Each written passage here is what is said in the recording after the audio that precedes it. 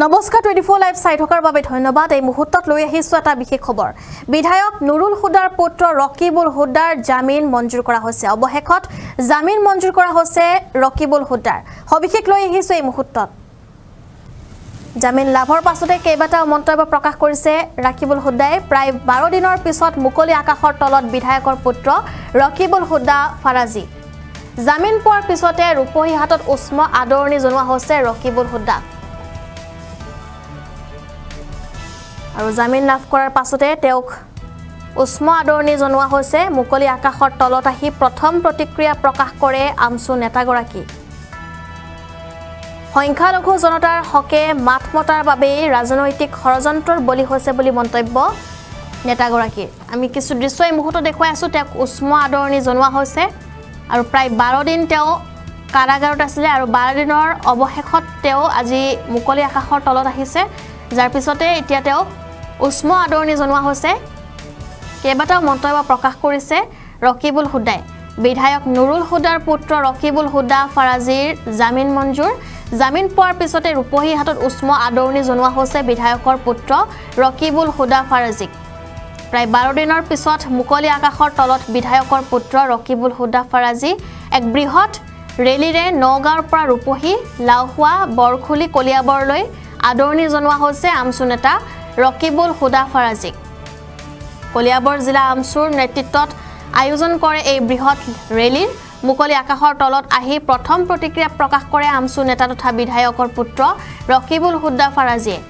সংখ্যালঘু জনতাৰ হকে মাত মতাৰ বাবেই ৰাজনৈতিক ষড়যন্ত্ৰৰ বলি হৈছে মন্তব্য ৰকিবুল হুদাৰ। আৰক্ষীৰ হাতত কোনো ধৰণৰ তথ্য নাই, যাৰ বাবে প্ৰায় 12টা দিন কাৰাৰুদ্ধ হৈ থাকিব লগা হৈছে বুলি মন্তব্য তেওঁৰ। মই সংখ্যালঘুৰ হৈ সদায় মাত মাতি যাম, মোৰ কণ্ঠ কোনেও ৰোধ কৰিব নোৱাৰে বুলি মত প্ৰকাশ কৰিছে আমছুৰ নেতাগৰাকীয়ে। এই মুহূৰ্তত তেওঁৰ সেই মন্তব্য আগবঢ়াবলৈ চেষ্টা কৰিম। একো তথ্য নাই। যিজন ল'ৰা দেখাইছে যে জিপে ট্ৰানজেকশ্যন হৈছে, মোক পাবলগীয়া পইচা মোক জিপে ট্ৰানজেকশ্যন, আজিকালি জিপেৰ জৰিয়তে চবেই ট্ৰানজেকশ্যন কৰে। যদি মোৰ তেনেকুৱা কিবা ইণ্টেনশ্যন থাকিলেহেঁতেন, আপোনালোকে ভাবক, সচেতন নাগৰিক হিচাপে আপোনালোকে ভাবক, যদি মোৰ তেনেকুৱা কিবা ধৰণৰ ইণ্টেনশ্যন থাকিলেহেঁতেন মইতো জিপেৰ জৰিয়তে পইচা নললোহেঁতেন। আৰু আৰক্ষীৰ হাতত কোনো তথ্য নাই, সম্পূৰ্ণ এক ৰাজনৈতিক ষড়যন্ত্ৰ বুলিয়ে মই গম পাইছোঁ। আপুনি কিমান দিনৰ মূৰত আজি ওলাই আহিছে? আজি প্ৰায় 13-14 দিনৰ মূৰত মই ওলাই আহিছোঁ। হয় হয়। আচ্ছা, এয়া এক সম্পূৰ্ণ ষড়যন্ত্ৰ আছিলে। কাৰোবাৰ মই আক্ৰোশৰ বলি হ'লোঁ। সংবাদ মাধ্যমত যেতিয়া মই গম পাইছোঁ যে মোৰ নামটো কিবা এটা এনেকুৱা চক্ৰৰ লগত সাঙুৰ খুৱাইছে, মই লগে লগে উলনি থানাত গৈ পেলাই উপস্থিত হৈছোঁ আৰু আৰক্ষীক সহযোগ কৰিবৰ কাৰণে মই গৈছোঁ। কিন্তু ৰাজনৈতিক হেঁচাত আৰু এক গভীৰ ষড়যন্ত্ৰক মোক বলি বনোৱা হৈছে। অসমৰ সংখ্যালঘু লোকৰ বাবে মাত মাতাৰ কাৰণেই চাগে মোক কাৰোবাৰ কাৰণে মই কাল হৈ পৰিলোঁ।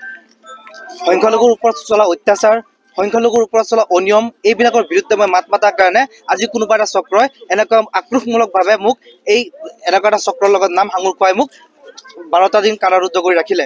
কিন্তু মই আজি স্পষ্টকৈ ক'ব বিচাৰিছোঁ, অসমৰ সংখ্যালঘু ৰাইজৰ কাৰণে মাত মাতিলে যদি এনেকুৱা মোৰ ওপৰত যদি এনেকুৱা ধৰণৰ অত্যাচাৰ কৰে, মই এনেকুৱা অত্যাচাৰ বাৰ বাৰ সহ্য কৰিবৰ কাৰণে সাজু আছোঁ।